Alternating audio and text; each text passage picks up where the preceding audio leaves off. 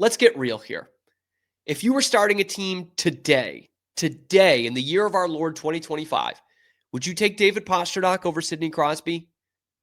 What about over Auston Matthews?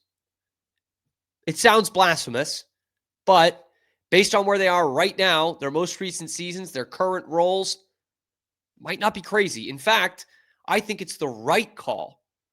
Hockey Psychology, one of the great hockey YouTubers out there, just did a top 10 NHL players list and somewhat controversially picked Sidney Crosby number 10, Auston Matthews number 9, and ahead of both of them, the Bruins hero, David Pastrnak. A lot of people giving him some grief about that. Like, wow, that jumps off the page. And look, Sidney Crosby is one of the 6 or 7 greatest players ever to play the sport, man. Like, he is legitimately that accomplished, that good. And he's still kind of doing it. Auston Matthews, was supposed to be this generation's Mario Lemieux to Connor McDavid's Wayne Gretzky. And I'm not sure Bruins fans even appreciate how special it is to have a player that's better than both of those guys right now. Like last year, Pasternak's numbers were legitimately MVP worthy. Yet he really didn't get much consideration at all, didn't get any first place votes because his team sucked. And that was just held against him because of that. But if you're talking about valuable players in this league, it's really tough to pick one that's more valuable than David Pastrnak. He had 106 points on a team that finished in 15th place in the Eastern Conference. He had 49 more points than the next highest scorer on his own team. Nearly 50 points ahead of Morgan Geekie, who got over 60% of his points directly from David Pastrnak. The offensive season he had last year should be studied in a lab.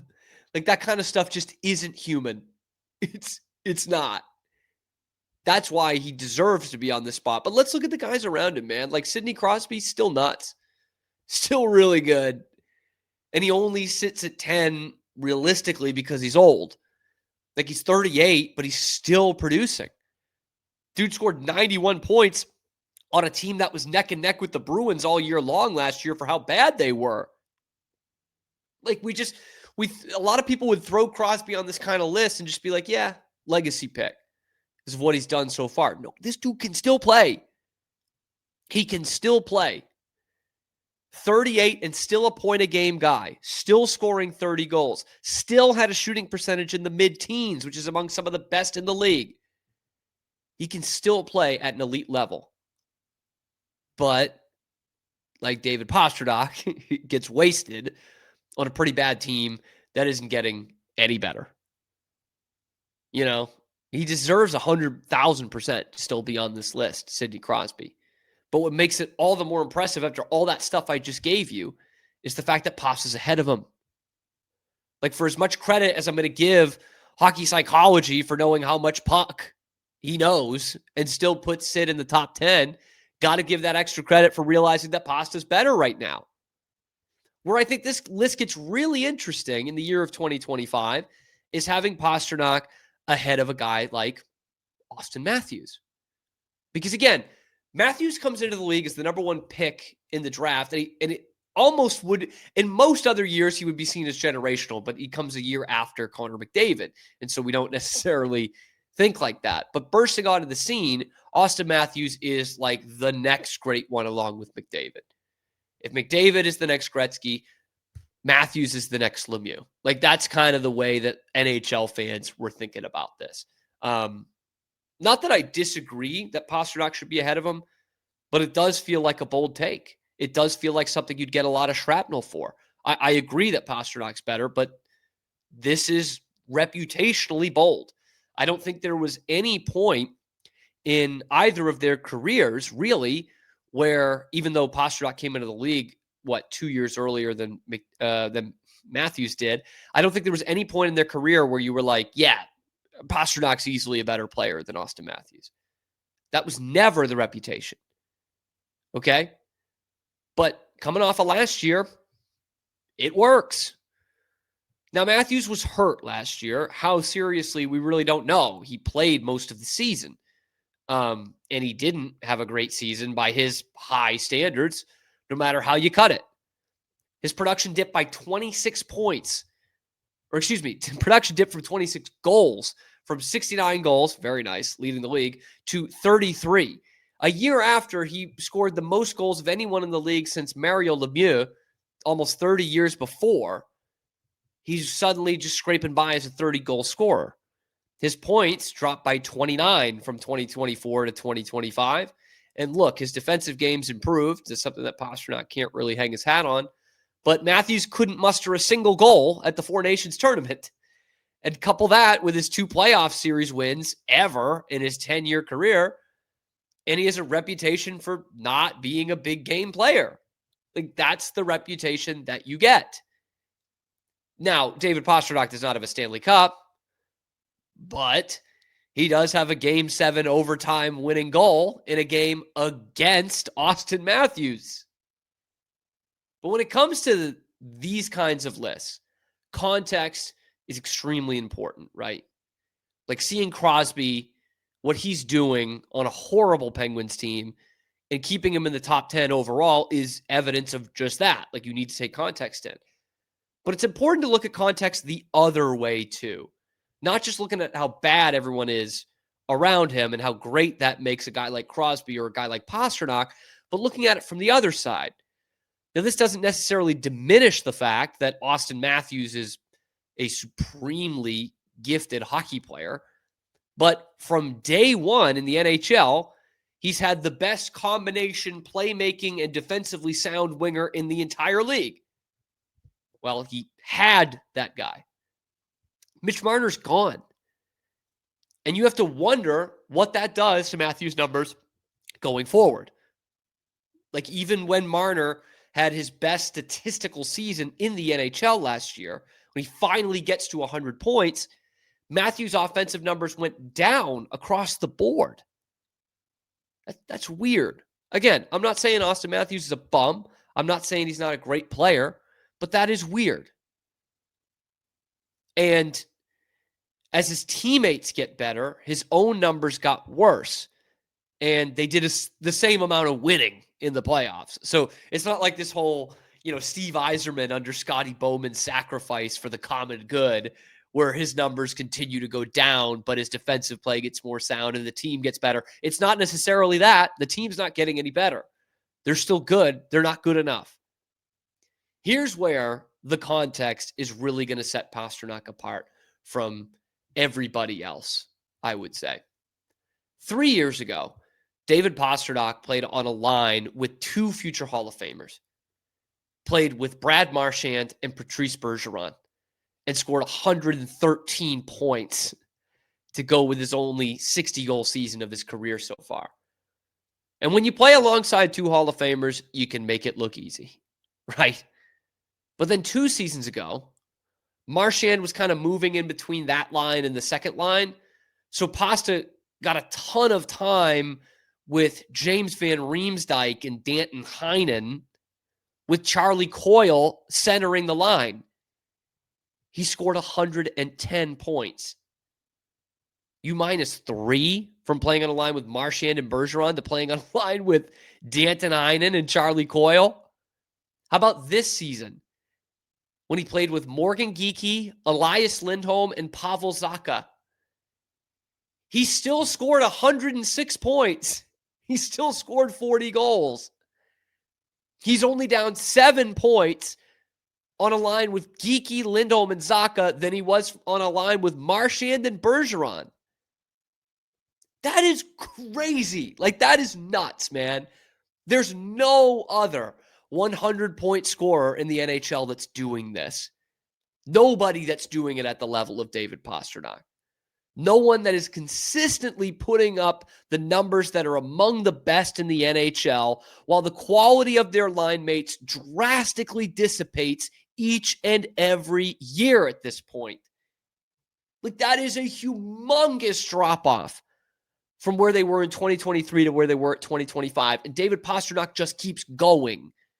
Just keeps going. Matthews, his teammates are getting better. And credit to him, part of that is he's making them better. Like, he makes Mitch Marner a better player in a way that Mitch Marner makes Matthews a better player. And they both make Matthew Knies a better player. But by that same token, Matthew Nyes has this nice year because he's playing alongside Matthews and Marner and gets the big money move, or the big money contract, I should say, staying in Toronto.